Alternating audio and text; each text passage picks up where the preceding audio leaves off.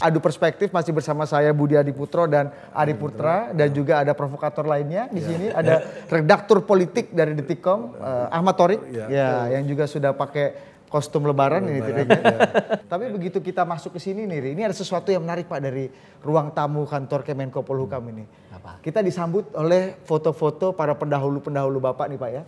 Kalau kita lihat foto-foto ini Pak, nuwun sewu Pak, saya nggak mau bilang wajah Bapak yang paling nggak serem, tapi wajah Bapak paling sipil lah Pak dari kayaknya baris-baris Bapak yang paling nggak bagus di antara mereka.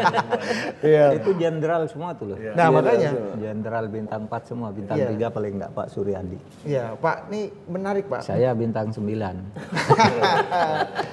Jadi orang sipil di markas tentara nih Pak. Nah, tapi ini katanya walaupun Bapak sipil di markas tentara, katanya Bapak ini paling militer, apalagi soal keuangan katanya. Paling ketat gitu ya Pak? Gimana nih Pak? Ya enggak aja biasa aja. Pertama soal sipil militer, saya kan dulu pernah jadi Menhan ya, jadi sudah tahu apa namanya bagaimana cara bekerja dengan militer. Saya selalu mengatakan gini, saya senang kerja dengan militer itu karena semuanya terukur dan biasanya tidak pernah ngelawan meskipun tidak setuju. Siap di depan semua siap Pak ya? Siap. Saya selalu bercerita gini. Kalau sipil ini berdebat terus Pak ya? Saya pernah bercerita gini loh, waktu saya Menhan itu kan perlu saya ganti pejabat eselon 1 kan, ada jenderal yang baru 3 bulan, 4 bulan.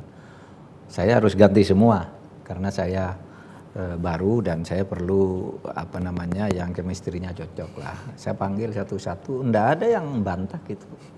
Besok Bapak saya ganti. Waktu itu belum ada TPA yang rumit-rumit, kita kirim surat gitu. Besok saya ganti. Prerogatif Menhan aja tuh Pak ya. Terus mereka itu datang, Pak, mohon menghadap. Iya. Bapak, apakah saya salah kok saya diganti, punya kesalahan? Enggak, cuma pergantian. Oh, siap, terima kasih. Pergi gitu. Kalau salah dia mungkin mau apa namanya ya, mau minta maaf atau mau minta dihukum.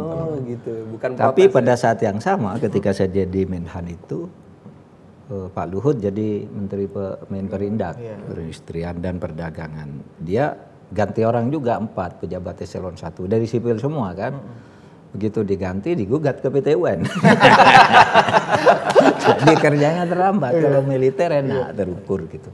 Tapi kalau soal keuangan memang saya sebenarnya takut sih menggunakan uang secara tidak sah itu. Kalau bukan hak saya enggak mau. Kalau saya meskipun di kantor saya punya keperluan yang sifatnya pribadi, ambil dari pribadi. Sehingga saya minta begitu aja kepada teman-teman di kantor, mari kita yang benar aja ngurus ini gitu. Katanya sampai menitipkan uang Pak. Oh iya, iya. Saya begini, karena begini, kalau saya perlu pribadi, kan mungkin korspri saya atau ajudan saya kan malu minta kan. Nah, jadi saya titip ke Biro Keuangan, ini saya titip uang. Titip uang, kalau ada apa-apa, keluarkan yang pribadi. Saya bilang ke ajudan, kamu pasti malu dengan saya minta obat lah, beli sandal di jalan lah, beli apa, kan malu minta ke saya uang kecil. Tagih ke sana, enggak usah tagih ke saya, tagih ke sana. Kan enggak malu kamu ke sana. Dia juga sudah saya beritahu, kalau ada pribadi, lalu kamu enggak bayarkan gitu sama aku. Itu berarti kamu salah, enggak turut perintah saya. Kalau pribadi harus bayarkan dari uang pribadi saya. Tapi saya lapor ke saya tiap bulan. Mana catatannya yang saya? Oke. Kan gitu. Cuma gitu aja karena saya takut sih, bukan apa-apa. Kalau jadi temuan kan enggak enak. Betul. Gitu. Pak, tapi urusan kecil jadi. Beli sabun gitu mana. Iya, beli. Menyambung Thorik lagi tadi Pak. Katanya Bapak nih kadang-kadang Pak ya, untuk banyak hal banyak lebih tentara dibanding tentara itu sendiri gitu Pak. Ini gimana Pak? Apa sih kelebihan seorang pemimpin sipil dalam sebuah institusi militer gitu Pak? Ya kan ya meskipun ini kan institusi sipil juga, tapi kan isinya secara tradisional. Militeristik lah tradisional ya. dan kultur ini kayak Lemhanas gitu Pak. Dalam hal apa? Tegas artinya ya. Kalau saya tegas enggak pandang bulu saya kalau misalnya masalah penegakan hukum, masalah apa gitu. Ya kalau saya tegas enggak pandang tentara atau bukan. Saya ya bisa bisa bersikap tegas dalam hal itu. Karena saya merasa tidak tidak tersandra gitu ya. Apa sih Nggak kalah gertak Pak, nggak kalah gertak. Enggak. Misalnya saya karena melakukan itu lalu diserang rame-rame, saya harus berhenti, ya berhenti aja. Kenapa? Memang kenapa? Iya kan? Oh Bapak ini enggak kooperatif, berhenti, ya sudah berhenti. Kan ada apa-apa. Karena itu tanggung jawab kan sebagai pemimpin gitu. Saya lebih merasa terhormat begitu. Gitu. Pak, sebelum masuk kita menuki ke isu-isu terkini nih Pak, ini banyak yang pengen tahu juga cerita di balik layar Pak. Dulu nih kita kembali ke tahun 2000 Pak, waktu Bapak jadi Menteri Pertahanan. Tahun 2000 ya. Tahun 2000 kalau nggak salah Pak ya, Iya. menggantikan Pak Yono Sudarsono Pak ya. Yono, ya. Nah waktu itu kabarnya Pak, Bapak nih sempat adu argumen dengan Presiden Wahid ini. Katanya saya nih nggak punya nih pengalaman dan pengetahuan yang cukup mumpuni gitu untuk bidang pertahanan. Iya. Nah itu sampai akhirnya diserahin jabatan memimpin institusi militer itu gimana tuh Pak? Iya sebelum itu, cerita-cerita yang sebelum itu saya mau cerita 2 minggu lalu saya ada tamu teman kabinet zaman Gus Dur jadi presiden, yaitu Pak Bungaran Saraghe, ingat ya, Menteri Pertanian. Kesini, di antara banyak hal dia bercerita, aduh katanya, saya kagum betul sama Gus Dur katanya. Kenapa? Dulu ngangkat Pak Mahfud jadi Menhan tuh kan tidak ada orang tahu Pak Mahfud orang mana, partai apa. Tapi ternyata eksistensinya paling lama dibandingkan menteri-menteri sampai sekarang. Karena waktu itu Gus Dur kata, nah, orang ini nanti diperlukan katanya. Orang ini nanti diperlukan oleh negara. Gus Dur bilang gitu pada Pak Bungaran dan sama Muslim Abdurrahman. Muslim Abdurrahman menulis, saya baru tahu kalau Gus Dur bilang gitu. Dia menulis ketika ke saya, Kang Muslim, Mahfud itu nanti akan diperlukan pada saat keadaan susah negara ini di bidang penegakan hukum, bidang apa gitu. Makanya saya tarik ke sini gitu. Nah itu mereka yang bilang ke saya, Pak Bungaran sama Muslim Abdurrahman. Nah memang betul, ketika saya dipanggil saya kan bukan siapa-siapa. Saya tidak tahu kalau Gus Dur kenal saya sebenarnya. Saya kenal Gus Dur sudah pasti, tapi apakah Gus Dur kenal saya tidak tahu. Sering ketemu di forum diskusi apa. Dulu jauh sebelum reformasi, masih tahun 80-an, saya sering jemput Gus Dur kalau mau seminar, itu masih kecil-kecil lah, masih seksi mahasiswa. transportasi lah Pak ya? Iya, seksi antar jemput gitu ya. Terus sama Gus Dur saya ditawari jadi menteri itu. Wah, senang sekali tentu menteri. Tapi ketika nyebut menteri apa Bapak Presiden? Menteri Pertahanan katanya. Wah, Pak Presiden, Menteri Pertanahan itu kan sudah bubar, saya bilang. Dulu kan ada Menteri Pertanahan. Menteri Pertanahan namanya dulu. Menteri Pertanahan. Dulu iya Pak Hasan Basri Durin. Hasan Basri Durin kan, gubernur itu waktu Sumatera Barat. Dia Menteri Pertanahan. Menteri Pertanahan. Kan bukan pertahanan. Oh Bapak mengira ini Menteri saya Pertahanan. yang bilang. Saya kalau Menteri Pertahanan kan sudah bubar Pak Presiden. Tapi saya siap di situ, Menteri Pertahanan saya siap karena disertasi saya itu tentang politik hukum, salah satunya studi tentang hukum agraria. Cocok. Lu bukan katanya. Menteri Pertahanan katanya. Loh, Bapak Presiden, apa alasannya? Saya perlu 4 minimal ahli hukum tata negara. 1 Yusril sudah ada. Yang kedua Marsilam. Lalu 1 lagi antum. Marsilam di mana? Sekretaris Kabinet. Yusril Menteri Hukum dan HAM. Nah saya aja di situ Pak. Yusril suruh Menteri Pertahanan. Sempat nawar. Wah nggak bisa. Yusril itu sudah senang di situ. Sudah di Menteri Kehakiman dia sudah senang. Antum aja Menteri Pertahanan. Gimana Gus kalau saya Sekretaris Kabinet aja Marsilam suruh. Oh enggak bisa, dia tuh mendampingi saya udah bagus katanya. Sudah antum aja. Terus gini Gus, gimana kalau saya jadi Menteri Urusan Hak Asasi Manusia? Saya kan sekarang eselon 1 di sana. Enggak, itu mau saya bubarkan gitu. Pak Hasbalah ya waktu itu ya? Iya Hasbalah. Terus Pak Alwi yang duduk di sini pegang Pak Mahfud. Suruh diem. Kalau kamu nawar terus nanti enggak jadi kira-kira. Terus saya bilang, ya sudah. Saya waktu itu, tapi gini loh, saya bilang saya tidak pernah belajar tentang militer, saya tidak pernah belajar tentang pertahanan. Jadi kalau saya suruh jadi Menteri Pertahanan itu saya terus terang tidak banyak ngerti, saya bilang. Urusan tembak menembak pikiran saya kan kalau tentang pertahanan tembak. Mana saya tidak pernah pegang pistol, tidak pernah pegang peluru, pegang ketapel ya. Enggak katanya itu Pak Gus Dur serius. Kamu belajar aja sama Yudhoyono. Pak SBY panggilannya waktu itu Yudhoyono, belum SBY. SBY kan sesudah capres ya. Capres. Belum branding lah. Yudhoyono tuh pinter kamu gitu. Pak Yudhoyono kan Menteri perindustrian. Oke. Mentamben kalau nggak salah. Mentamben. Iya, Mentamben. Iya, tapi nanti saya geser ke Polsoskam, kamu belajar di situ katanya. Terus dia bilang, saya juga dulu nggak pernah belajar jadi presiden bisa. Masa kamu profesor mau jadi Menteri Pertahanan aja nggak bisa? Udah bismillah. Jadilah saya Menteri Pertahanan. Menarik. Dengan negosiasi yang panjang. Sangat muda kan waktu itu Pak Mahfud. 38 tahun kalau nggak salah. Enggak, 40-an. Ya 40. Ya tapi relatif muda lah Pak untuk seorang pejabat tinggi negara seperti Menteri Pertahanan. Iya, untuk menteri kelas 1 lah ya, pertahanan dalam negeri. Pak itu triumvirat loh Pak. Triumvirat ya. Triumvirat. Kalau ada apa-apa sama negara ini Bapak jadi pemimpin. Nah tadi udah disinggung soal Gus Dur, Pak Menko. Jadi salah satu pikiran Gus Dur yang agak radikal itu kan membubarkan parlemen ya waktu itu. Saya nggak tahu itu ide Pak Mahfud. Iya mungkin bisik-bisik dari Bapak kita juga ya perlu klarifikasi di sini nah ini belakangan kan kita lihat mahasiswa aksi ke DPR kemarin, bahkan ada tindakan yang berujung kepada kekerasan gitu. Dan kita ada isu masalah lemahnya oposisi dan lain-lain hari ini. Nah, apakah idenya Gus Dur tuh malah makin relevan hari ini atau gimana sih Pak menurut Bapak? Saya tidak tahu, tapi saya lebih penting mengklarifikasi apa itu ide saya. Itu bukan ide saya. Saya justru tidak setuju.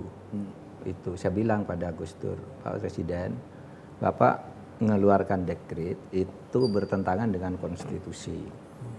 Jadi lebih baik waktu itu ada tawaran kompromi. Jadi Gus Dur tidak akan dijatuhkan asal reshuffle kabinet. Saya bilang, Pak Presiden ini kan daripada Presiden jatuh, lebih baik kompromi. Mereka minta menteri-menterinya diganti, saya diganti. Pak Alwi ganti, teman-temannya Gus Dur gantilah, nanti kita bantu dari belakang. Nggak bisa, saya nggak mau didikte katanya. Tapi dekret itu bertentangan dengan konstitusi, saya bilang. Terus enggak katanya, kata Pak Harun Al-Rasyid. Pakar Hukum Tata Negara ya Pak? Kata Harun Al-Rasyid, dekret bisa. Gitu.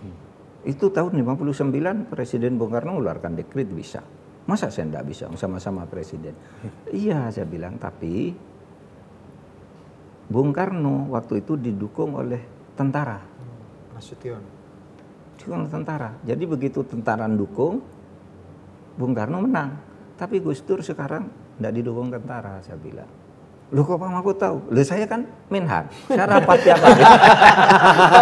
Mereka pada enggak setuju. Yang setuju hanya Pak Badudin Lopa dan Pak Alwi. Kan rapat di sini. Hanya Pak Alwi yang dukung. Pokoknya Gus Dur mengeluarkan apapun karena presiden harus tunduk kita, kata Badudin Lopa. Saya bilang, Gus, oke, saya bilang. Bung Karno itu dekret bisa karena Bung Karno menang. Tapi kalau Gus Dur kalah nanti, tentara udah bilang enggak setuju. Gitu. Enggak, lihat aja nanti katanya. Jadi saya termasuk yang enggak setuju dan itu sudah saya tulis di dalam buku saya. Meskipun sampai sekarang ini masih ada aja orang-orang Golkar misalnya yang dendam gitu. Dulu yang bisa Pak Mahfud, ya Gus Dur, Pak Mahfud enggak. Saya nulis, salah satu poin dekretnya juga ada pembubaran Golkar ya Pak? Iya. Tapi saya enggak setuju waktu itu karena itu lalu merusak konstitusionalisme.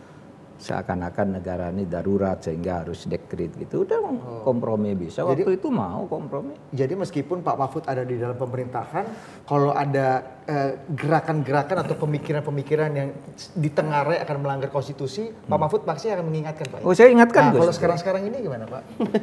Ada nggak kira-kira misalnya kalau misalnya masih berlaku nggak Pak Mahfud akan mengingatkan misalnya teman-teman, kolega, sejawat misalnya? Enggak, kalau misalnya ada seperti itu. Karena enggak tanya ke saya. Kalau Gus kan tanya. Iya. Dan itu kan pembicaraan itu kan tidak resmi ya. Artinya di luar presidensi.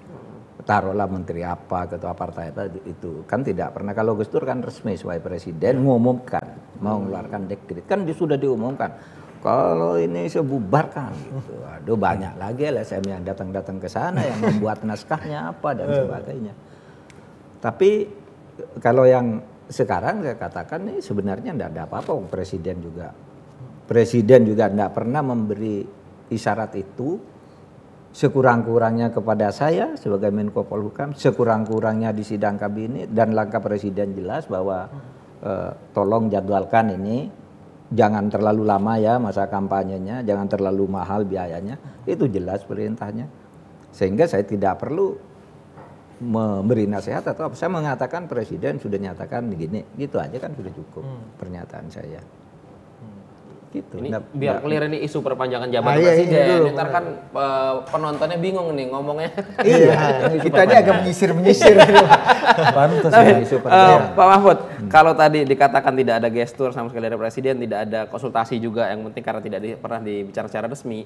Tapi kalau sekarang mahasiswa ngomongnya masih belum percaya bahwa ini sudah selesai isunya. Masih koma lah masih gitu koma ya. kata Belum Mas. tuntas Masih gitu kami ya. awasi nih katanya. Kami akan siap demo lagi katanya gitu. Ya, Tapi kalau dari Pak Mahfud melihatnya bahwa memang sudah selesai kah, tidak ada Kalau sama saya sekali menganggap ini udah tutup buku. tutup buku deh. Tutup Isu buku. perpanjangan jabatan 3 periode segala macam. Sudah tutup buku ya. Mau kemana? Mau pakai apa? Nggak ada lagi Namanya jalan. penjabatan. PDIP sudah nyatakan PDIP itu paling getol mau amandemen untuk PPHN. itu PPHN. Tapi karena ada isu ini, saya tidak jadi amandemen karena nanti bisa masuk ke jabatan itu. Perpanjangan jabatan atau apa. Sudah tutup buku. Sudah tutup buku. Selesai. Gerindra sudah enggak. Pak Golkar juga udah Presiden menyatakan perlu ini. nggak ngomong lebih tegas gitu, Pak? Enggak, menurut saya sudah sangat tegas. Sudah sangat tegas ya. Apalagi? Coba mau ngomong apa lagi? Ya pengennya saya tidak mau perpanjang jabatan. Kan sudah. Siapa? Kan cuma kalimatnya aja. Yang satu beda-beda siapa yang bahasanya. ngomong gitu berarti nampar saya. Siapa kan sama aja. Saya enggak mau kan gitu artinya. Tetapi benar Presiden ketika mengatakan saya tunduk pada konstitusi. Artinya kan tidak bisa dia mengatakan saya tidak tunduk pada konstitusi. Oh, iya. Ikuti aja konstitusi Iya, itu. iya, iya, gitu. Tapi orang masih menafsirkan itu bersayap dan sebagainya. Tapi biasalah di politik. Serunya ada politik. Ya, politik itu seru kan karena ada yang Karena kayak tafsir gitu. juga. Enggak apa-apa. Jadi bukan presiden yang masih membuka ruang tafsir, tapi memang ini sudah case close ya Pak ya. Nah kadang-kadang yang membuka ruang tafsir ini bukan hanya presiden, tapi ya ada beberapa kolega Bapak di kabinet, ketua umum partai ya kan. Enggak apa-apa. Itu Iya enggak apa-apa, itu kan punya saya pernah ketemu Pak Muhaimin nih, yang getol begitu. Ya. Sebut nama nih. Iya. Iyalah orang udah terbuka kan Pak ya. Teman saya kan Muhaimin. Saya ketemu di Malang. Sedang rame-ramenya sama hadir di satu acara di Brawijaya. Saya Pak Muhaimin, ayo foto. Terus ini banyak wartawan ya. Pak Muhaimin punya hak untuk mengusulkan perpanjangan atau penundaan, itu hak karena Anda partai politik. Tapi saya punya kewajiban menyiapkan pemilu tahun 2024. Saya jalan, Pak Muhaimin jalan, saya bilang. Karena saya wajib, sedangkan Anda hak jalan. Enggak apa-apa. Ngomong aja. Tapi menurut Bapak udah wajar gitu Presiden mengatakan menteri-menteri nggak boleh ngomong soal itu lagi gitu? Iya, karena pada akhirnya Presiden lalu dipojokkan oleh opini. Presiden diem aja. Sehingga pada hari Selasa, Presiden itu Selasa sebelum demo itu, Presiden itu manggil saya ke Istana Bogor. Tanya banyak hal lah, masalah BLBI, masalah macam-macam. Terus yang terakhir Pak Mahfud itu tentang isu 3 periode sama perpanjangan jabatan, kenapa kok ramai terus? Iya Pak, katanya ini mau Bapak mau perpanjang. Saya mau ngomong apa lagi, kata Presiden. Apa kurang jelas saya ngomong bahwa saya tidak gitu. Tanggal sekian saya ngomongin sekian, tanggal sekian saya manggil KPU untuk menunjukkan bahwa saya mau pemilu 2024 gitu. Itulah sebabnya kemudian saya bilang ya mungkin bagi orang tuh bisa ditafsirkan macam-macam. Terus presiden ngomong sendiri tuh. Negur menteri masih bergulir. Lalu ngundang rapat sendiri hari Minggu itu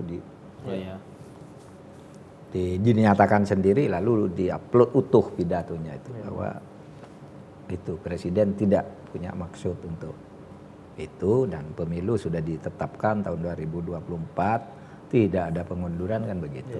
Ya udah selesai. Dan sampai sekarang kan kalau di kabinet itu kan sudah tidak ada yang ngomong gitu lagi. Pak Luhut juga sudah enggak. Pak Bahlil juga enggak, Pak Erlangga sudah tidak begitu presiden ngomongkan di depan mereka langsung jangan ngomong gitu lagi. Kalau isu ini di rapat-rapat kecil Menko Polhukam seperti dulu Pak Mahfud secara informal dan informal diskusi soal dekret presiden tahun 2001 gitu ya. Hal ini juga dibicarakan nggak Pak oleh menteri-menteri parsial aja, secara informal ataupun semi formal lah? Nggak pernah tuh Pak. Karena presiden nggak pernah nyatakan itu. Kalau Gus Dur dulu Pak SBY ngadakan rapat di sini sampai 3 hari berturut-turut pagi sampai malam. Waktu itu Menko Polsoskam beliau. Gus Dur ngumumkan saya akan mengeluarkan dekret, itu kaget semua kan. Pak SBY ngundang rapat di sini, gimana kalau presiden mengeluarkan dekret? Padahal nggak setuju. Panglima, Kepala Staf, Kapolri semua yang waktu itu tidak menjawab itu hanya Hanafi Asnan ya, Menteri AU, ditanya setuju enggak setuju itu enggak jelas ya, tapi yang lain jelas tidak semuanya. Lalu yang mendukung Pak Baharudin Lopa dan Pak Alwi Shihab. Kalau presiden, iya dong, ini konsekuensi presiden tuh harus ngambil keputusan dalam situasi ini. Dia memutuskan apa kita harus ikut. Gitu. Saya enggak, beda saya bilang, dari aspek hukum tata negara kalau dulu zaman Bung Karno kan konstitusinya seperti itu gitu. Sekarang udah berubah, kita udah punya Mahkamah Konstitusi, sudah punya tata urutan perundang-undangan di mana tidak dikenal tuh bentuk hukum dekret dan sebagainya. Oleh sebab itu ini tergantung kekuatan politik dan dari sudut kekuatan politik Gus Dur bisa jatuh. Saya bilang begitu pada Gus Dur. Dan sesudah jadi presiden saya bilang pada Gus Dur, Gus benar kan? Saya dulu mengingatkan Gus Dur bahwa Gus Dur tidak kuat dukungannya di TNI. Oh itu kan tafsir saja. Pak Mahfud nafsirkan saya berbeda dengan orang lain nafsirkan saya dan saya nafsirkan saya sendiri berbeda-beda ya sudah selesai. Pak Dur kan tenang aja. Iya menarik. Nah Pak, tapi kan ini kan isunya masih menjadi keresahan publik dan mungkin saja akan ada gerakan-gerakan politik lain baik dari masyarakat, civil society untuk melihat isu ini. Menurut Pak Mahfud, apa yang perlu dipahami dan dimengerti oleh masyarakat, civil society, teman-teman kita yang kelompok pro demokrasi lah terkait dengan isu ini? Gini, kalau dari kabinet pasti tidak akan ada isu itu. Nah, kalau politik itu terserah kan di luar kabinet. Ya, kita tidak bisa melarang orang berwacana di luar, silakan layani di luar. Tapi menurut saya pintunya tuh sudah tidak ada. Partai sudah tidak ada yang mau. Terutama partai-partai yang menentukan. PDIP udah jelas, Nasdem jelas, PKS jelas, dan semua sekarang sudah termasuk Golkar. Kalau itu enggak kan tidak bisa. Apalagi DPD udah tidak mau jelas. Pintunya udah tertutup, pintu formal konstitusionalnya sudah tertutup. Oleh sebab itu ya saya berpikir sih misalnya katanya besok mau demo lagi, sudah kehilangan isu dan apalagi yang mau dituntut. Ya betul, kan? Betul. Kalau demo jangan soal itu, enggak laku. Nah, masalahnya Pak, demonstrasi itu bukan hanya isu dan opininya Pak, pesannya, tapi juga ekses yang kita tidak inginkan. Melihat apa yang terjadi pada teman kita ya, Bang Ade Armando misalnya terakhir itu Pak, ini kan dianggap ini jadi ekses yang buruk sekali dari proses demokrasi, dari penyampaian aspirasi, termasuk soal polarisasi yang tajam yang mungkin selama ini terjadi di masyarakat. Pak Mahfud ngelihatnya gimana Pak? Iya terus terang saya memang prihatin sampai terjadi seperti Ade Armando ya yang jadi korban keberingasan di tempat terbuka yang mengatasnamakan demo gitu ya, atau numpang di demo. Saya tahu itu bukan mahasiswa dan yang sudah ditangkap semua kan bukan mahasiswa gitu ya, itu memang penyusup dan dari kelompok-kelompok memang yang orang keras lah ya kalau dilihat latar belakangnya. Saya menyesalkan itu terjadi, tetapi memang untuk tahun 2024 tuh ya saya agak risau pribadi ya.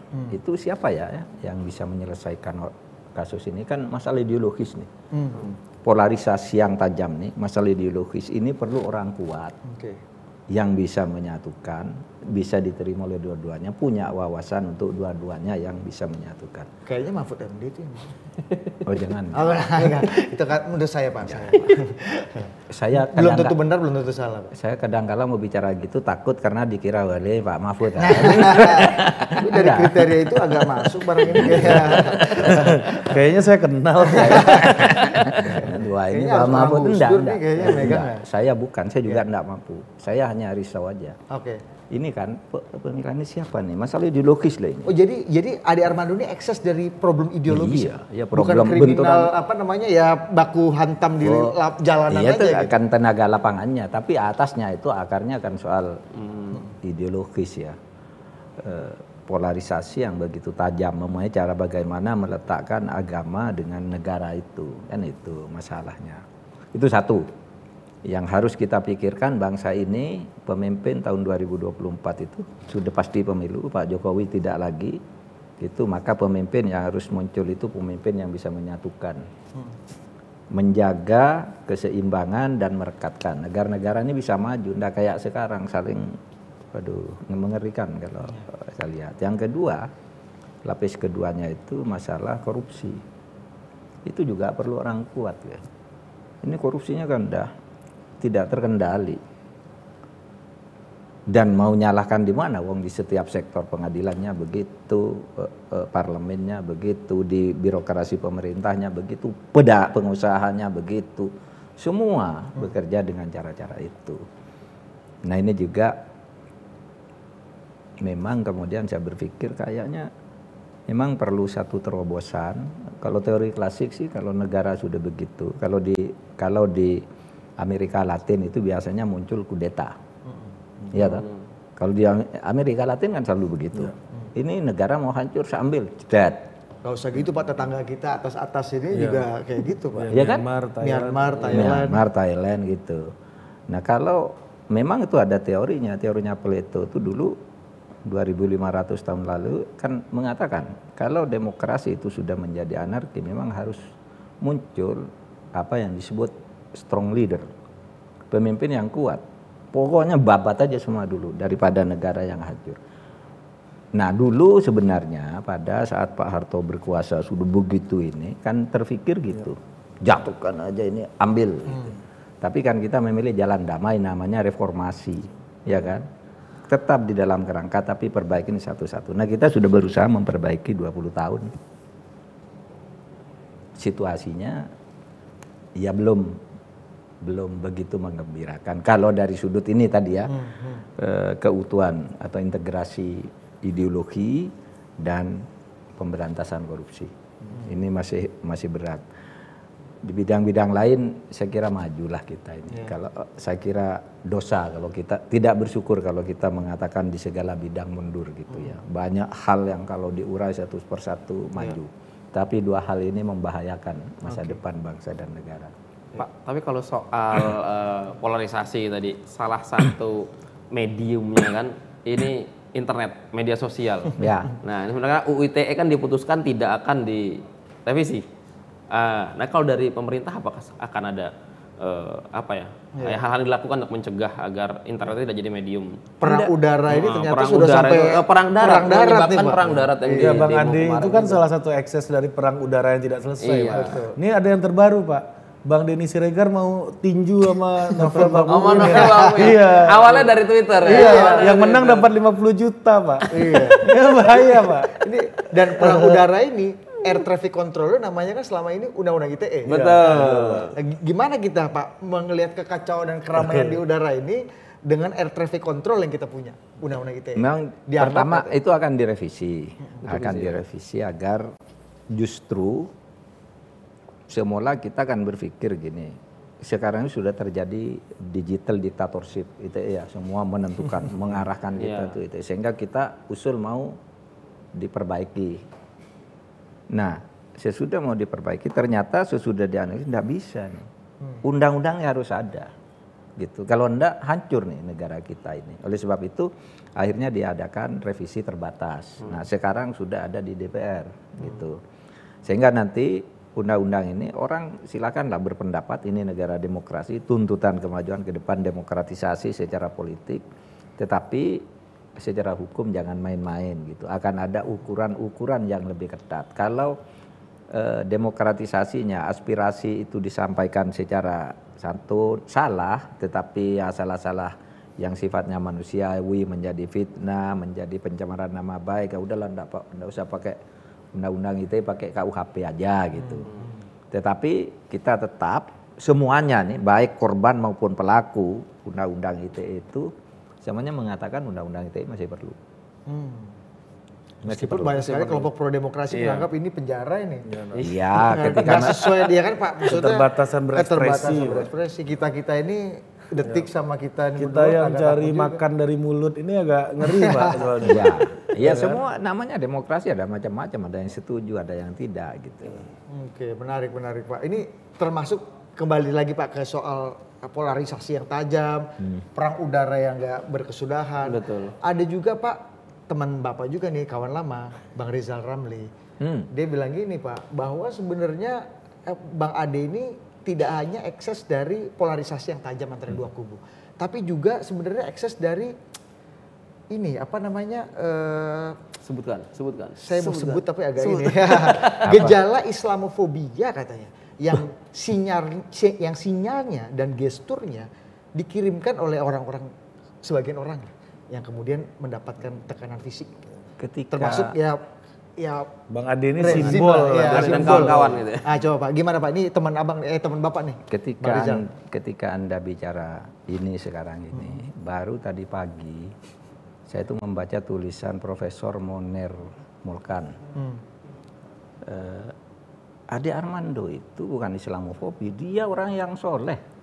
Rajin sholat, tapi liberal pikirannya, mau membuka wawasan lebih gitu, dan itu lalu dianggap Islamofobi, gitu. Dan maaf saya nyebut itu Ade Armando itu ketika mahasiswa itu aktivis HMI, Jadi dia memang anak Islam benar, cuma dia ndak ingin Islam yang keras, yang suka nyalah-nyalahkan orang, suka ini. Islam yang terlalu jumud dia tidak suka, dan dia ekspresikan lalu berhadapan dengan kelompok yang rada-rada fundamentalis, dianggap Islamofobi. Saya beritahu Islamofobi itu. Islamofobi itu kalau di dalam konsep ilmu adalah satu sikap yang takut kepada Islam atau malu mengaku Islam. Sehingga orang takut gitu. Kalau disebut Islam takut gitu. Atau ditakuti. Jangan sampai muncul. Atau kalau orang Islam sendiri, kayak kita ini malu kalau ngaku Islam, itu fobi kalau dalam ilmu politik. Nah di Indonesia apa ada orang takut ngaku Islam sekarang? Nggak ada. Gitu. Apakah pemerintah buat kebijakan nanti Islam? Nggak. Kalau Belanda buat kebijakan nanti Islam. Sekarang ini pemerintah. Perguruan tinggi Islam, UIN itu udah hebat-hebat. Tentara Islam, bahkan sekarang ke kampus, orang yang hafal Al-Quran bisa masuk tanpa tes. Kampus UI, ITB, UNS, UGM, semua ada. UNU sekarang Pak. Iyalah UNU. Atau UI 3 Bos. UI. Pemerintah sudah buat undang-undang pesantren, buat dana abadi untuk pesantren. Apa hobinya gitu. Ini kan hanya persaingan politik antara orang-orang yang ingin masuk dan tidak bisa masuk aja. Gitu. Itu kan cuma soal gantian itu. Nggak ada yang soal antri ya Pak ya. Jadi nggak seserem Islamofobi yang... Siapa yang bilang fobi? Siapa coba? Bang Rizal. Ada Bapak. Di mana? Baca tweetnya Bang Rizal. Iya betul. Fobi di antara mereka sendiri. Kalau pemerintah enggak, kebijakannya tetap ikut konfigurasi keputusannya Islami. Saya terus terang, udah beda loh. Budaya Islam tuh di istana hidup sekarang. Saya saksi nih. Para menteri yang kita kira ini orang sembahyang dan rajin sholat semua tuh. siapa Muldoko, Sri Mulyani. Waktunya sholat ya sholat, Apalagi istirahat. mendekati Semua. Rabu Pon ya Pak. Enggak, kalau dulu zaman Orde Baru udah ada cerita gitu. Di istana ya. Mau assalamualaikum aja malu. Nah, sekarang orang pakai baju koko datang ke istana ya kan. Kayak kita nih baju koko ke kantor. Fobinya di mana? Kan? Oh, Islam bisa hidup sebagai budaya gitu. Sehingga apa budaya-budaya lokal itu lalu diberi payung-payung keislaman yang bagus di dalam perilaku kita sehari-hari. Nggak ada. Mereka yang bilang fobi ini besok kalau sudah jadi penguasa juga sama kan. Kan banyak yang berkuasa sekarang dulu bilang Islam fobi nih. Soal gantian aja tadi. Gantian aja. Nah, sama. Oleh sebab itu mari rawat negara ini milik kita sih melalui proses demokrasi yang jujur, terbuka dan bersih dari korupsi. Itu aja penting. Itu kuncinya Pak ya. Kalau dianggap ini karena biasanya pendukung-pendukungnya Pak Jokowi nih yang suka katanya nih menurut Bang Rizal dan kawan-kawan suka menularkan atau memberikan gestur seperti itu Pak. Ya. Misalnya istananya dan pemerintahan ini sangat berpihak pada Islam. Tapi ya sebagian pendukung yang punya akses kepada opini publik justru mengeluarkan ide itu sehingga eksesnya tadi pertarungan dan Iya sebenarnya hanya pertarungan ingin masuk atau dia bukan soal Islam dan itu aja Bang. Iyalah harus jujur aja. Ini kan politik gitu. Hanya yang satu masuk, satu tidak. Nanti kalau gantian masuk, gantian ini yang protes kan gitu aja. Dan itu bagus dalam politik. Dinamika harus ada begitu sehingga apa negara itu berjalan. Kan gitu. Sirkulasinya berjalan. Tapi soal Islamnya banyak banget Pak jadi isu Pak. Termasuk soal Islam itu banyak Pak jadi isu. Isu apa ya diangkat jadi isu politik lah ya dipindahkan. Termasuk soal TOA. Nah TOA ini kan jadi isu politik juga dengan kebijakan Menteri Agama yang mengeluarkan SE soal pengaturan lah soal penggunaan TOA. Kalau melihatnya gimana Pak? Ya, bahkan sampai ada demo berjilid-jilid. Oh iya, demo berjilid-jilid. Aksi bela Islam lagi ada kan ya kalau nggak salah ya? Ada. Iya silakan. Itu kan soal TOA itu kan apa salahnya sih orang mengatur kayak gitu? Di mana-mana juga begitu. Di Saudi Arabia mau niru Saudi Arabia nggak boleh kan? Di Saudi Arabia itu masjid-masjid pakai TOA hanya yang boleh Masjidil Haram sama Masjid Nabawi. Masjid lain nggak boleh juga aturannya. Di Malaysia juga sama. Itu soal selera aja. Coba mungkin seumpama Menteri Agama yang mengeluarkan keputusan, gitu. Semua masjid supaya pakai TOA keras-keras demi syiar Islam, pasti dibilang lagi, pasti disalahkan lagi, kan gitu. Itu soal pilihan aja. Ini ada artikel juga dari Detikcom nih Pak. Terganggu suara TOA, seorang pria bawa parang ke masjid Pak. Di Batam Pak. Karena cucunya lagi tidur kecil merasa terganggu. Ini kan ekses, kalau tadi ekses politik ya Pak. Nah ini ada ekses keamanan nih Pak. Keamanan di masyarakat. Bawa parang nih. Iya. Gimana sih Pak Mahfud melihatnya Iya Pak? itu soal keamanan kasuistis ya. Meskipun sebenarnya soal TOA itu soal pilihan kebijakan aja menurut saya. Saya dulu jadi pembantu rektor UI itu ngundang tamu dari Kanada. Itu menggugat masjid.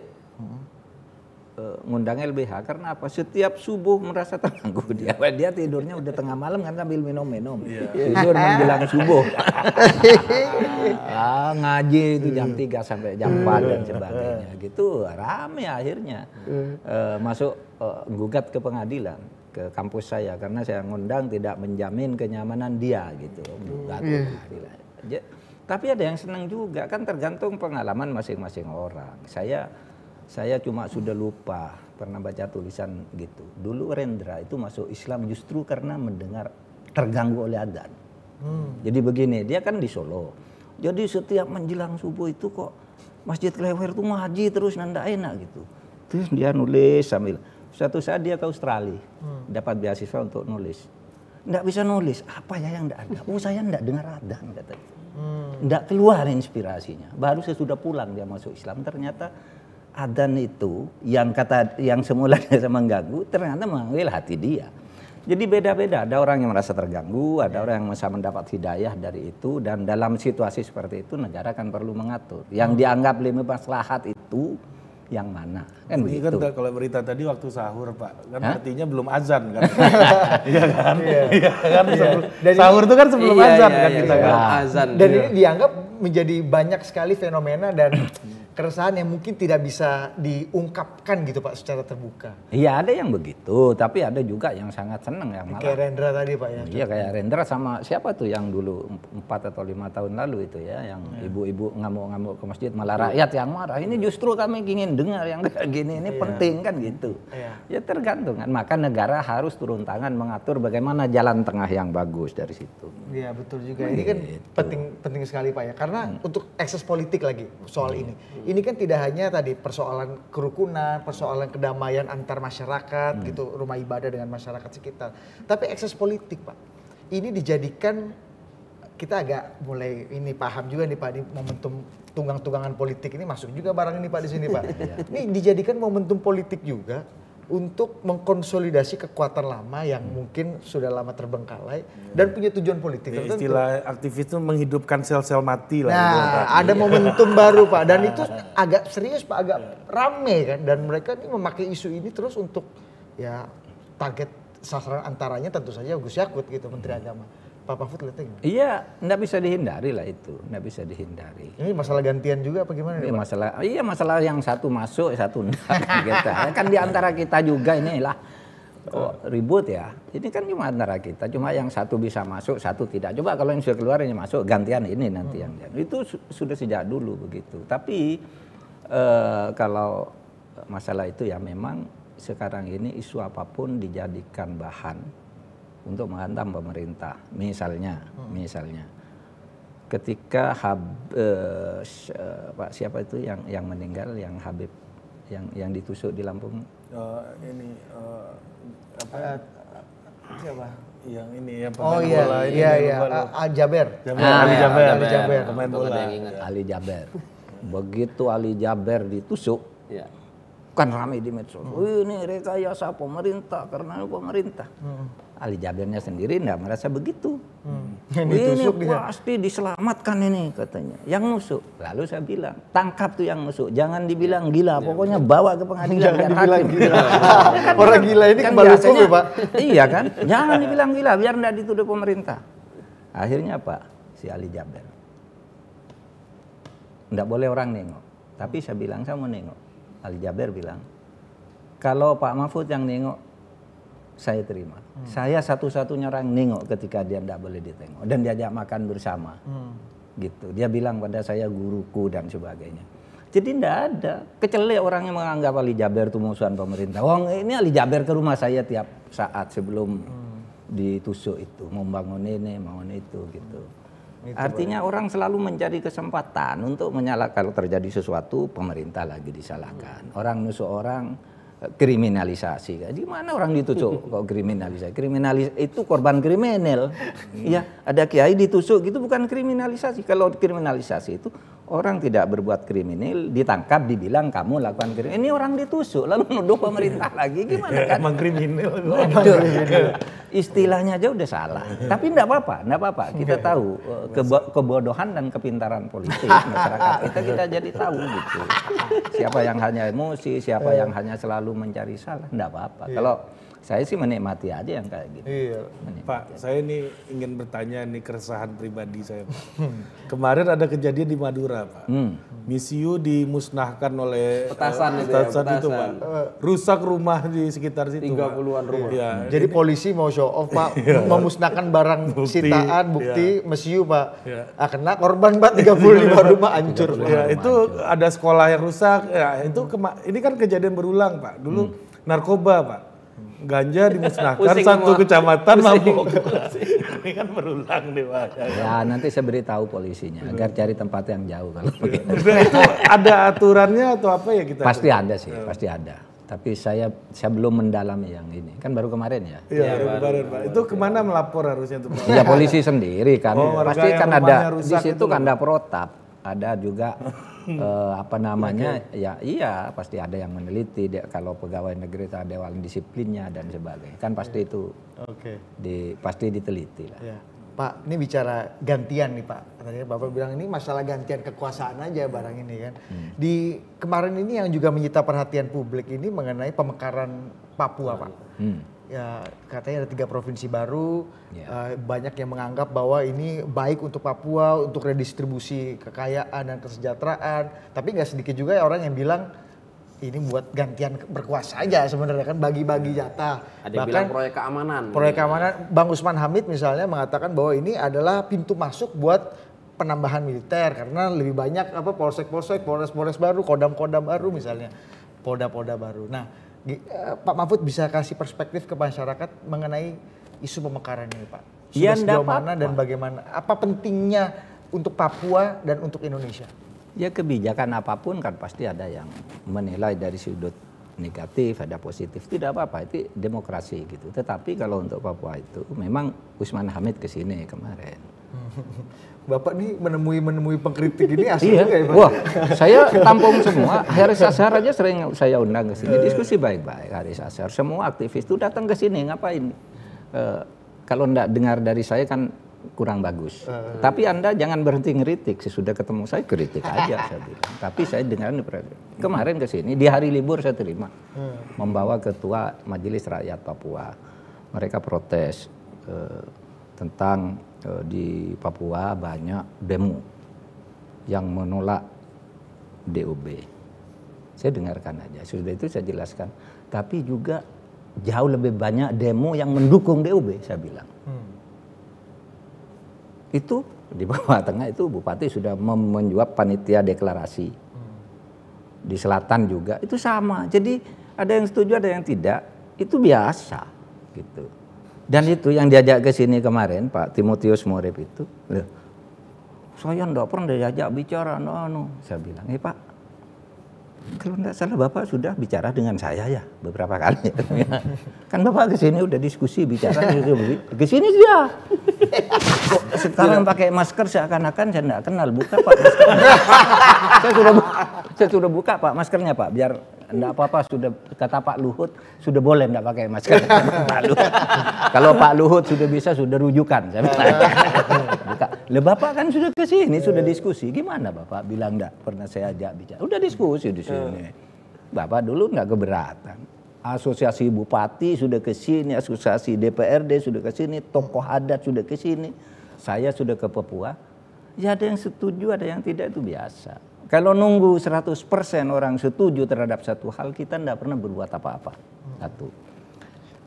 Kalau tujuannya biar memperbanyak kodim, justru itu tujuannya. Karena selama ini kan orang kan BOK.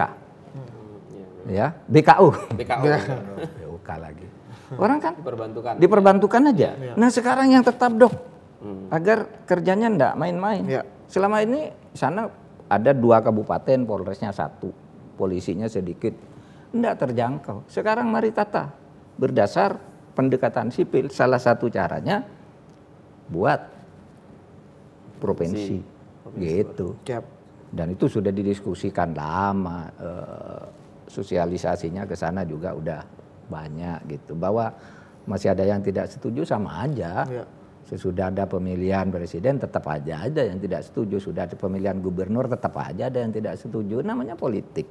Dan itu yang kita tuju ketika membangun demokrasi. Tidak boleh meredam orang yang tidak setuju. Silakan tidak setuju. Tapi taat asas. Kalau hukum sudah menentukan, musyawarah sudah ditempuh, prosedur sudah ditempuh, mari jalan sama-sama. Jaga negara ini gitu. Ya, itu paling pentingnya. Tapi ini memang maksudnya untuk kesejahteraan, distribusi, itu gimana Pak? Oh iya kalau itu udah pasti. Ya, the essence of pemekaran ini. Jadi bukan hanya sekedar bagi-bagi jatah atau ya pork barrel policy gitu Pak. Begini, untuk elit pertama, di lokal. Agar rentang kendalinya itu lebih efisien sekarang. Kalau sekarang ini kan terlalu jauh tuh. Aduh tidak efisien dan kita tidak kontrol. Sekarang dipisah aja biar langsung ini bisa dikendalikan. Ini daerah tertentu yang agak panas, ini sendiri. Kita tahu. Karena misalnya orang KKB itu, OPM, itu sering mengklaim kami rakyat Papua. Loh, yang selatan marah loh. Orang-orang selatan bilang, nah di sini aman kok. Di mana? Tidak ada KKB sini. Yang utara seperti golongannya Pak Freddy Nomberi. Loh, kenapa itu tidak sikat habis saja itu? Kami aman-aman saja kok mengatasnamakan Papua. Freddy Numberi bilang gitu di sini di kantor ini. Karena saya undang, saya pertemukan semua. Memang banyak yang ada yang mendukung, ada yang tidak. Kemudian kalau ilmuwan itu ada yang genet. Oke, katanya. Kalau kita memperbaiki Papua harus dihidupkan hak politik untuk referendum lagi. Gila, bilang. Ilmuwan begitu mana? Gitu. Itu hak rakyat. Ya bilang. Wah, kalau begitu semua sudah referendum di Indonesia merdeka sendiri-sendiri, saya bilang. Kayak Timur-Timur sama Papua kalau mau direferendum lagi kan selesai secara hukum. Lalu mengatasnamakan hak asasi menurut konvensi PBB. Setiap bangsa mempunyai hak untuk menentukan nasibnya sendiri. Saya bilang kamu tidak tahu konvensi PBB. Kan ada deklarasinya di bawah.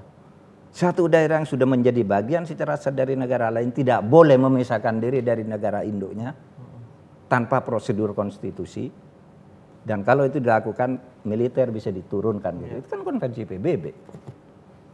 Lalu atas nama konvensi PBB yang mana juga, kan gitu. Nah oleh sebab itu, marilah kita bangun negara ini ya tanpa usah bergenit-genit juga lah. Kita rasional aja. Bangun politik ini dengan sebaik-baiknya, ini negara demokrasi dan di dalam demokrasi itu pergantian kepemimpinan, jabatan itu biasa. Kita ganti aja semua. Iya kan? Dalam negara demokrasi sirkulasi kepemimpinan hal biasa. yang necessity. Ya kan? Iya. Nah, kabarnya nih Pak, opung kita nih ada dapat info-info senyap dari Opung balik Panda. tembok istana. Opung Panda Nababan. Bukan opung yang Bukan opung yang di sebelah sana Pak. Opung yang di sebelah sana. Boleh kasih dulu artikel Pak Idam ya. Pak Idam. Ini di forum kita ya Pak Torik yang Iya, minggu lalu. di Adu Opung Perspektif. Panda Nababan mengungkapkan kabar semilir di istana. Coba Om Torik aja lah masalah-masalah politik ini lah. Kita ini Masalah takut. Opung Panda ini Iya. katanya yakin betul mendengar ada 4 menteri yang jadi ditanya oleh presiden apakah akan maju 2024 dan ada 4 menteri yang menjawab ya saya mau maju. 3 menteri menjawab ya saya mau maju. Tapi Menhan Pak Prabowo jawabnya dengan atas izin Pak Presiden. Iya, itu 3 ada yang lain itu siapa aja, ada Pak Menko juga, Pak Menko Erlangga,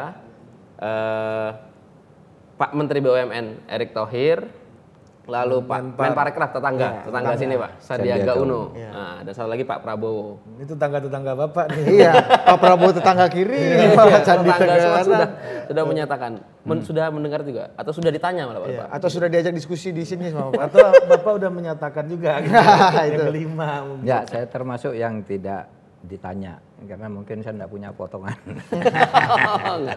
Dan saya tidak nanya juga. Tetapi saya mendengar itu, membaca juga, itu. Pak. Confirm artinya. Membaca itu dan saya percaya Panda Nababan itu sangat sering berkomunikasi dengan Pak Jokowi. Saya tahu karena setiap ke sana dia mampir ke sini. Saya baru ketemu Pak. Oh gitu. Oh gitu. Lapor sih, lapor. Udah dia teman-teman lama. Iya. Panda Nababan itu dulu, Panda Nababan itu dulu teman saya di di DPR. Ya sama angkatan DPR 2004-2009 saya sama seangkatan. Jadi dekat. Jadi dia sering nelpon, sering wawancara sendiri kalau nulis apa gitu. Mampir ke sini sering ngantar buku ke sini. Saya percaya bahwa dia pasti tidak bohong ketika diberitahu oleh presiden itu, bahwa dia ketemu dengan presiden. Nah, substansinya benar dalam arti enggak apa-apa kan? Menteri itu menyatakan ingin jadi presiden, itu kan memang karir politik.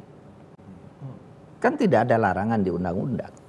Tapi berarti tidak semua menteri ditanya gitu Pak. Atau proses pertanyaan tanya jawab itu Pak Mahfud ada nggak Pak? Enggak ada. Oh jadi man to man marking lah ya. Satu-satu. Tapi begini loh, orang kan dulu Hillary Clinton itu kan dia sudah nyatakan besok saya akan jadi presiden. Dia menlu, enggak apa-apa, enggak harus mundur juga. Memang karirnya kan di situ, Pak Menteri ya ke presiden, kan gitu. Apalagi kalau karir lewat partai politik. Karena kabinet itu tidak bisa dibantah, dia sumber rekrutmen pemimpin negara. Seperti halnya DPR, seperti Parpol, MPR, lembaga negara itu sumber rekrutmen, enggak apa-apa. Ormas juga, Kiai Ma'ruf Amin dari Ormas bisa.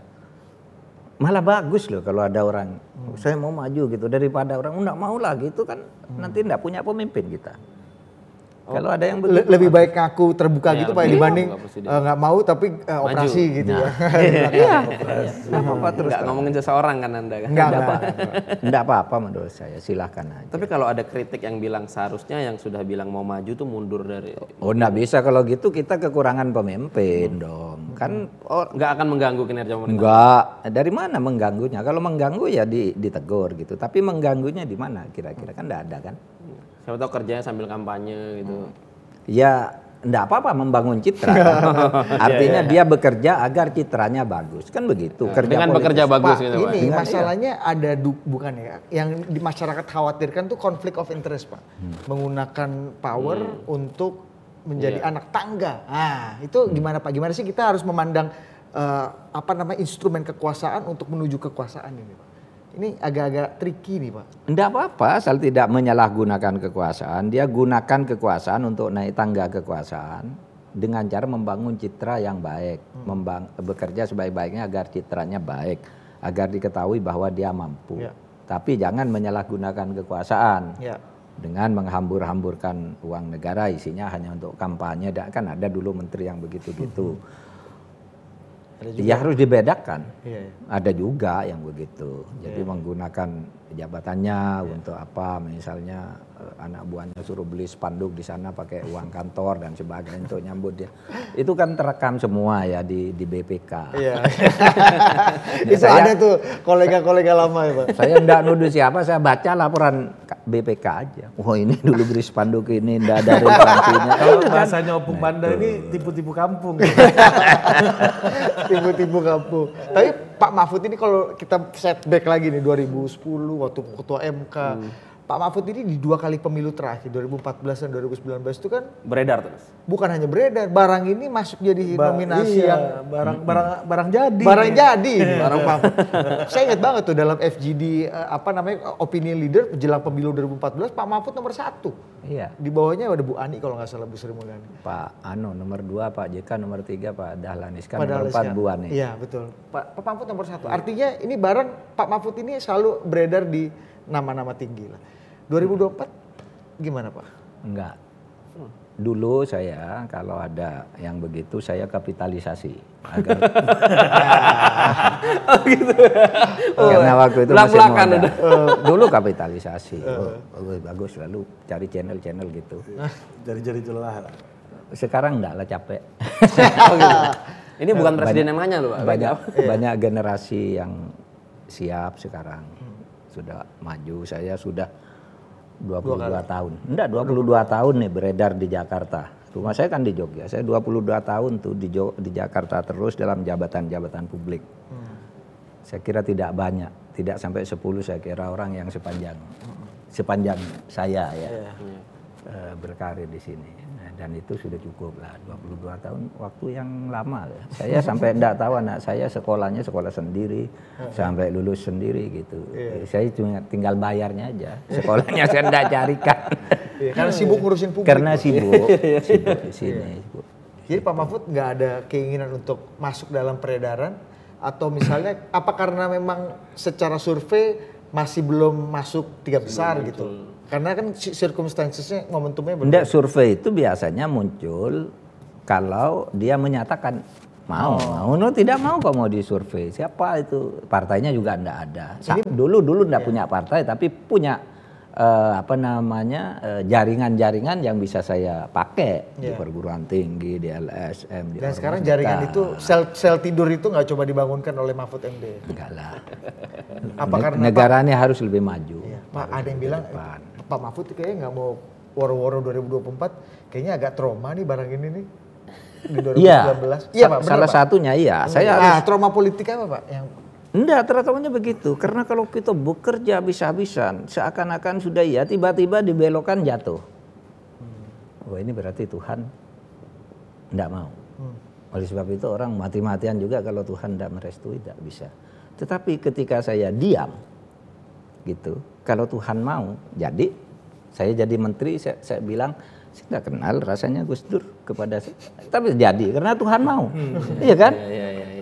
Ketika saya mau, waktu Pak SBY jadi presiden pertama, saya tim intinya dan saya dipanggil 4 kali oleh Pak SBY. Pak Mahfud kalau jadi presiden, Pak Mahfud sama-sama saya lagi di kabinet. Jabatannya udah disebut, dipanggil ke rumahnya Cikeas, dipanggil ke Hotel Four Seasons. Pak Mahfud. Soal hukum lah ya. Iya, begitu jadi, enggak jadi. Begitu beliau jadi, saya enggak masuk. Enggak nyangka saya, ini kalau sudah berusaha enggak dapat kan. Terus saya jadi ketua MK malah enggak berusaha. Karena apa? Waktu itu Pak siapa yang di Jawa Barat tuh habis masa jabatan, terus katanya ada seleksi hakim. Bukan Pak, yang tentara itu. Terus saya suruh oleh Gus Dur waktu itu disuruh ikut hakim MK gitu. Karena Gus Dur tuh gini dulu ceritanya tuh. Saya mau masuk DPR kan Gus Dur. Pak Mahfud katanya, ada 4 orang di PKB ini, saya larang masuk DPR katanya. 1 Pak Mahfud, 2 Alwi Shihab, 3 Khofifah, 4 A.S. Hikam. Kenapa enggak cocok kamu jadi DPR? Kenapa Gus? DPR itu tempatnya orang bohong, kata Gus Dur. Lah itu temannya Gus Dur kok diizinkan masuk. Lah itu memang tukang bohong, jadi saya kirim ke ya, dia yang masuk dia. Itu bang tukang bohong saya kirim ke DPR. Itu kata Gus Dur. Iya. Terus saya di mana Gus? Pak Mahfud tuh jadi ketua MA saja katanya. Cocoknya penegak hukum MA dia. Mahkamah Agung ya? Iya, Mahkamah Agung. Gus, ketua MA itu dipilih oleh DPR. Kemudian dipilih oleh anggota MA dan saya enggak bisa jadi ke sana, harus ikut seleksi. Terus kemudian udah jadi kibarin bendera putih lah Pak Mahfud ya. Saya ke DPR aja. Nah, saya jadi anggota DPR. Sudah kalau mau, tanda tangan ya. Udah ke DPR. DPR lah saya, Pak Alwi saya, Khofifah Hikam masuk ke DPR. Jadi, nah begitu saya, terus ada peluang itu. Gus Dur, saya ditelepon oleh Effendi Khairi dari dia sedang tawaf. Dia ketua fraksi PKB, dia sedang tawaf di Mekah. Pak Mahfud katanya. Apa Pak Mahfud segera daftar ke MK? Saya ditelepon Gus Dur, Pak Mahfud suruh daftar ke MK, enggak usah lagi di DPR gitu. Daftarnya ke MK. Itu tiba-tiba aja tuh Pak? Artinya saya enggak ingin, tapi Gus Dur ke MK gitu. Nah begitu MK saya jadi anggota gitu saja, lalu terpilih ketua. Nah gini maksud saya, Tuhan itu kalau memberi, ya beri gitu aja. Kalau kita ngejar Tuhan enggak meridhoi, enggak dapat. Itulah sebabnya saya udahlah. Itu aja. Bagi Anda yang ingin maju di Pilpres mendatang, pura-pura aja nggak mau dan pura-pura nggak berusaha. Tuhan tuh punya rencana tuh pasti nanti ujung-ujungnya. Kayaknya Tuhan punya rencana buat Pak Mahfud nih sekarang. Iya, karena udah nggak pengen dan nggak berusaha. Anda simpulkan sendiri. Tendensius. Menarik Pak. Ini kita udah sampai di ujung nih Pak ya. Ada hal-hal lain yang mungkin Pak Mahfud juga bisa update ke kita Pak. 2 hal Pak. Tentang KPK. Kita tahu kemarin ada yang ramai juga isu salah satu komisioner KPK yang dapat sorotan sampai dunia internasional. Dan update soal BLBI. Pak. Ini penting juga karena Pak Mahfud ini orang sipil yang mengomandani harus membuyback, membawa kembali harta-harta kita yang udah entah kemana. Dan progresnya udah hampir ikhlas dan Pak. progresnya di Pak Mahfud kelihatan. Iya. Nah, dan kita ingin sekali. Saya mau nambahin satu lagi Boleh, Pak. Pak. Peduli lindungi Pak, ngeri nggak pakai itu? Amerika bilang melanggar HAM kita. Pak, ini isu-isunya detik Pak. Nah ini nih dia Pak. Ini Pak, kalau enggak dia nggak dapat soal. Terus nih Pak. Lumayan nih press Tentang Kita datang bertiga nyala-nyalain Pak. KPK Pak. Ya KPK itu Anda harus objektif melihat apa yang dilakukan oleh KPK periode sekarang ini kalau dihitung. Baik jumlah uang yang diselamatkan maupun koruptor dan kualitas koruptornya yang dimasukkan penjara sampai ke tingkat menteri, DPR, DPRD, bupati, gubernur. Nggak kalah lah KPK sekarang dengan yang dulu. Nggak kalah kalau dari sudut itu. Hasil survei juga menunjukkan dia termasuk lembaga yang terpercaya. Gitu, tinggi tingkat kepercayaan. Meskipun banyak disangsikan di awal ya Pak. Pastilah, sejak dulu Pak Agus Raharjo dulu semua orang sanksi ini orang apa gitu kan. Nggak bisa ini. Pas pelantikan sakit, digotong katanya. Tapi hebat kan, karena KPK itu sebagai sebuah sistem itu udah kuat. Sehingga di situ pasti bagus lah gitu. Dan ini buktinya yang sekarang bagus. Sehingga kalau ada kasus Pintauli yang diadukan berkali-kali ini seharusnya Dewan Pengawas ini tegas gitu lah. Ini pelanggaran etik apa bukan? Dan mengukurnya gampang, itu terjadi apa tidak kan gitu. Nah sekarang ini tidak jelas-jelas juga. Menurut saya tidak bagus. Dewas itu dulu kita pilih dari orang-orang yang terbaik, ya. Bayangkan tuh, ada orang Samsudin Haris Haryono kan orang hebat-hebat, Tumpak, lalu yang meninggal Pak Artijo, kita pilih semua inilah, gitu, agar berani, gitu. Tapi ya kayaknya belum. Oleh sebab itu menurut saya KPK harus tegas nih Dewasnya ini. Dewas ya Pak? Ini Iya. kunci di Dewas nih Pak ya? Iya, umumkan. Ini benar melakukan, sanksinya ini. Oh ini tidak benar, harus jelas gitu. Tidak benarnya di mana, benarnya di mana. Karena jangan sampai Ibu Lili juga tersandra Iya, dengan jangan isu sampai yang... dia kasihan dia juga gitu. Kalau soal BLBI benar. Nah gimana nih Pak? Jadi BLBI itu dulu adalah proses hukum perdata melalui Inpres Bu Megawati. Katanya ini kolusi, memberi kesempatan orang korupsi. Dibawa ke pengadilan, Inpres itu benar, tidak salah. Jadi perjanjian perdata itu benar. Pelaksanaan perdatanya katanya ada kong kali kong, dibawa ke KPK. Ternyata Mahkamah Agung mengatakan itu perdata. Nah kita tagih sekarang. Nah banyak orang yang mau mengganggu nih, pengacara lah, di DPR lah, politisi lah. Itu enggak boleh ditagih. Ada yang satu bilang dengan alasannya ini perdata itu harus dengan macam-macam lah syarat. Nah boleh ditagih. Terus ada yang bilang itu pidananya belum selesai. Saya bilang kamu sekarang berdebat di televisi, nulis di koran, saya yang mau menyita harta orang-orang itu. Saya bilang. Kalau enggak 22 tahun kita. Ya, betul. Iya tuh. 22 tahun harta di kangkanya orang dan surat-suratnya sudah banyak yang dihilangkan, banyak yang dialihkan. Lah kalau enggak hilang nih harta negara, ambil ya bilang. Seberapa banyak sih Pak? Kita nggak punya bayangan Pak. 114 triliun, 111 triliun. Itu pun negara sudah rugi lah, karena seharusnya hutang itu seharusnya 480 triliunan gitu, tapi diturunkan jadi 111 dulu melalui Inpres asal mau bayar, mau jamin gitu sudah dianggap lunas. Nah ini dianggap lunas ini pun masih tidak mau bayar kan, ya kita kejar dong. Anda silahkan diskusi, saya kejar dulu, saya bilang. Nanti kalau memang keliru ngitung, kita hitung ulang. Pokoknya saya kejar, saya bilang. Ya gitu aja kalau soal BLBI. Dan sekarang kita sudah dapat 20 triliun. Udah dapat 20 Pak dari sekitar 111-an. Ini lumayan ya. Lumayan, Bang. Tapi kan gini Pak, Bapak ini kan berhadapan sama orang-orang yang punya uang, punya kuasa dan punya networking, dan entah orangnya juga ada di mana kan. Fight back-nya boleh cerita nggak Pak? Enggak. Biasa-biasa. Tantangannya apa? Biasa-biasa aja. Standar ini kita ada. pertanyaan. Iya, biasa-biasa aja. Ada yang datang kepada saya, ya menggoda lah. Ada yang menggoda berarti. Iya pasti. Wah ini gini. Saya bilang, ini milik negara gitu. Dan mari kita selesaikan aja, Bapak mau bayarnya berapa, kami ngitung berapa, Bapak merasa utangnya berapa, nanti hitung-hitungan aja, saya bilang. Ada yang baik-baik datang nyuruh orang baik-baik, ada yang juga pakai politik, tapi saya tidak peduli, saya bilang. Nama-nama besarnya milik negara, nama-nama besar, nama kecil, nama menengah, semuanya itu macam-macam lah. Itu soal uang orang besar. Iya, Pak, ini ada Mana ada yang kecil BLBI. Iya. Kan biar disebut gitu Pak. Iya, itu utang di warung itu kecil itu. Pak, ada yang ini lagi-lagi Pak, kali apa namanya opini-opini agak miring juga. Pak Mahfud ini kok kayaknya agak sensi banget sama Hutomo Mandala Putra Soeharto nih. Padahal kan yang ngemplang kan agak banyak kan, ada Maributu Srinivasa, macam-macam lah, big name lah Pak.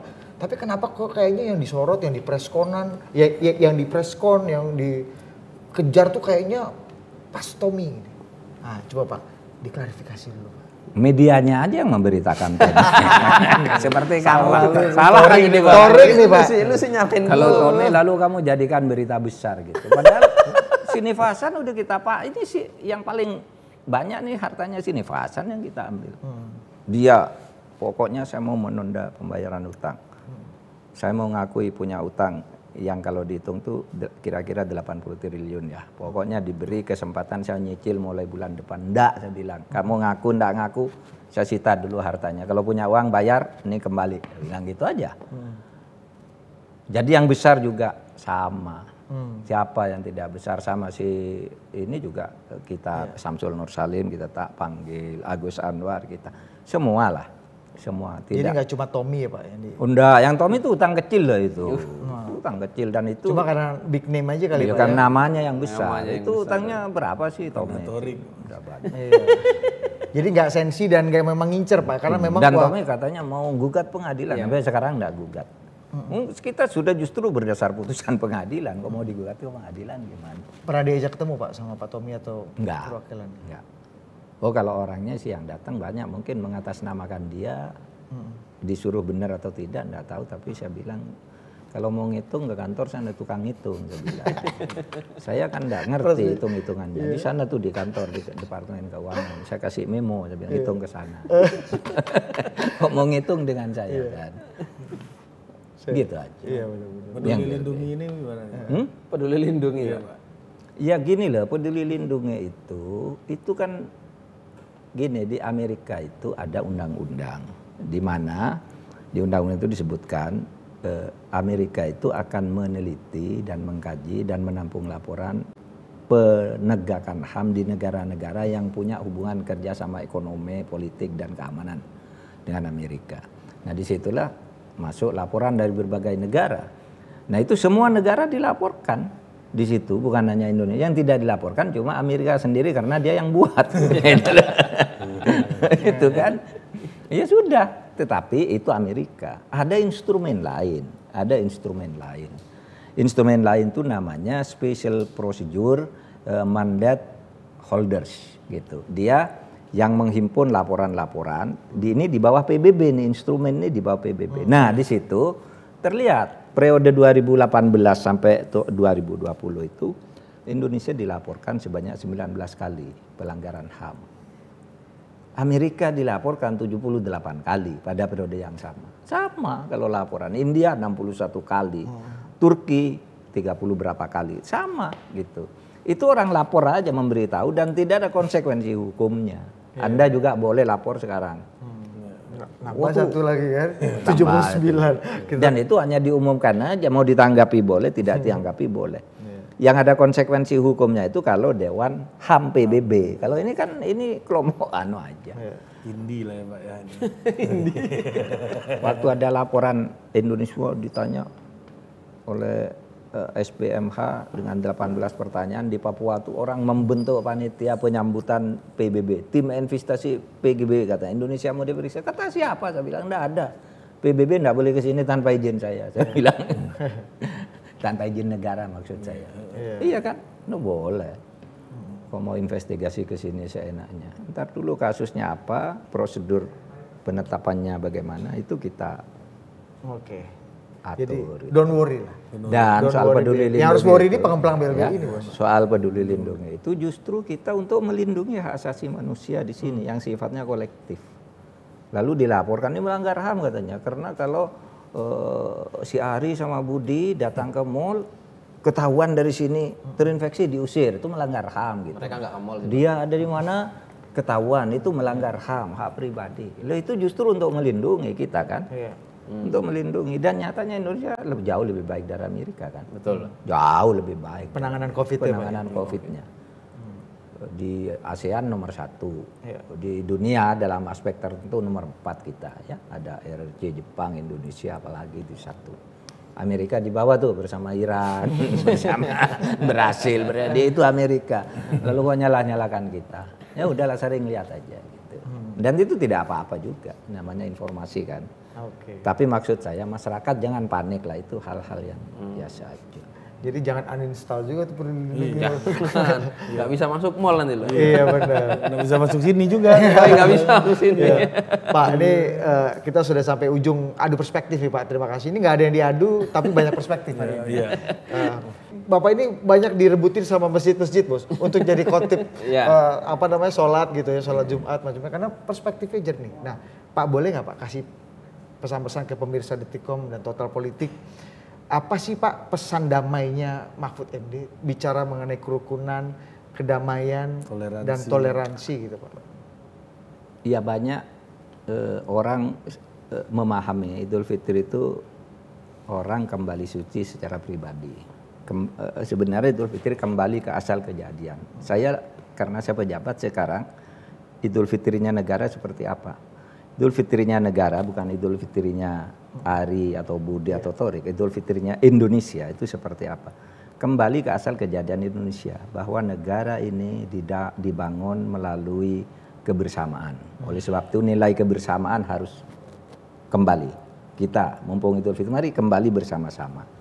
Bahwa negara ini dibangun dengan dasar toleransi, menerima perbedaan, gitu, menerima perbedaan. Lalu Indonesia ini dibangun untuk maju bersama, gitu aja.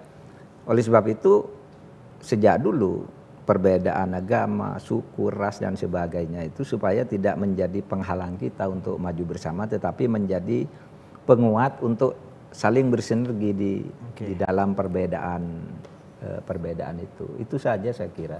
Problem kita kan gitu, apalagi sekarang ada pembelahan itu. Nah ini kalau belah ini hancur semua. Lebih baik bersatu lagi aja. Mumpung Idul Fitrinya nih, fitri kita itu, fitri Indonesia itu adalah negara yang dibangun dengan kebersatuan, kebersamaan. Mantap banget, luar biasa. Sama bagusnya jadi penceramah ya. Saya yakin. Saya sebelum jadi ahli hukum, saya dulu memang penceramah. Ini ya, Pak. Jadi lebih dulu jadi penceramah daripada jadi menteri. Iya. Ada sekarang penceramah, dulunya politisi, Pak. Jadi Bapak ini kebalik-balik, Pak. Pak terakhir, Pak, ada jok Madura soal Lebaran nggak, Pak? Udah habis waktu. Ada. Pak Mahfud, terima kasih banyak, Pak, atas waktunya. Mudah-mudahan ini bisa memberikan perspektif dan menjawab banyak sekali persoalan politik, hukum dan keamanan. Sehingga kita Lebaran tuh bisa penuh kedamaian dengan penjelasan Pak Mahfud. Sudah nggak ada gerundel-gerundel di hati soal konflik. Ya gitu-gitulah, banyak sekali kan sekarang ini kan. Problemnya ini kalau kata Pak Mahfud ini soal gantian aja. Soal gantian aja. Jadi sabar aja gitu. Adu perspektif pertama yang ada kesimpulannya kayaknya. Iya. Oke, demikian adu perspektif pada malam hari ini. Sampai jumpa minggu depan. Mohon maaf lahir dan batin. Assalamualaikum. Waalaikumsalam.